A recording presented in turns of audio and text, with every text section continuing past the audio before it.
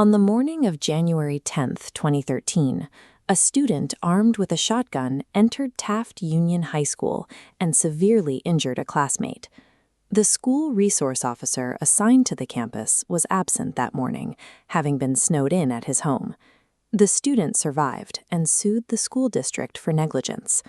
A jury eventually awarded the victim over $3 million in damages, finding that school employees had failed to provide adequate safety.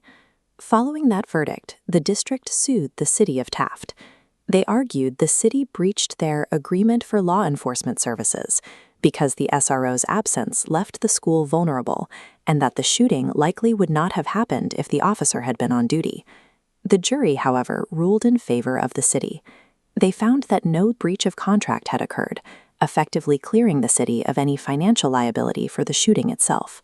Years later, a state appellate court reversed a portion of that ruling.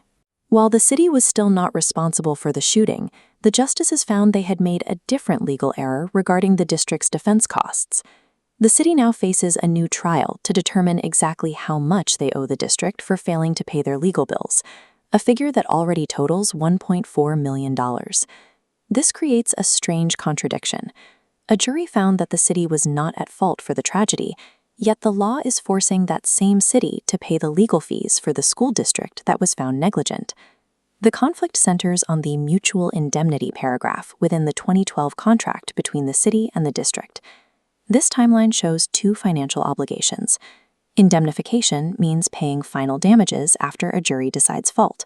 Since the city won, they owed nothing toward the victim's award. However, the duty to defend requires paying for lawyers from the lawsuit's beginning, regardless of the verdict. When the city and district wrote their agreement, they included an indemnity provision, but failed to include specific language that limited or removed this duty to defend. Because that language was missing, California Civil Code Section 2778 automatically filled the gap. The law implies a broad duty to defend into contracts, unless the parties explicitly negotiate it out. This duty is triggered the moment a lawsuit is filed, if the allegations even potentially fall under the contract. Since the victim claimed the school lacked security due to the officer's absence, the city's obligation to pay for the district's lawyers began immediately.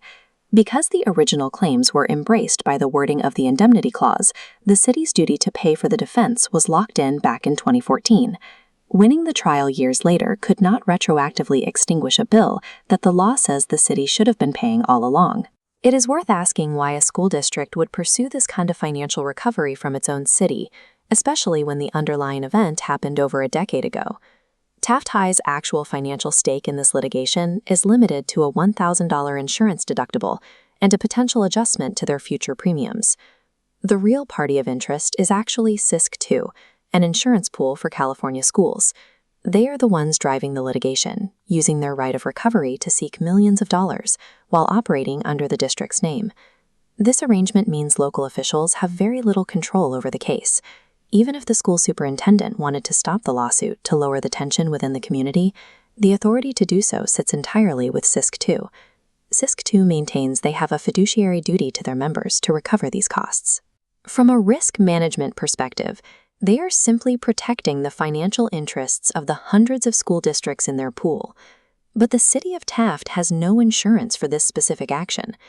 Every dollar paid out to CISC-2 comes directly from the public funds intended for local community services and infrastructure. The litigation is funded by taxpayer dollars collected from school districts across the CISC-2 pool. Those public funds are being used to finance a legal team whose goal is to recover over $1 million from the taxpayers of Taft. This raises a fundamental question about how public agencies should interact. When an insurance pool uses the law to pursue the financial ruin of another blameless agency, it forces us to reconsider what it actually means to be a good steward of public funds.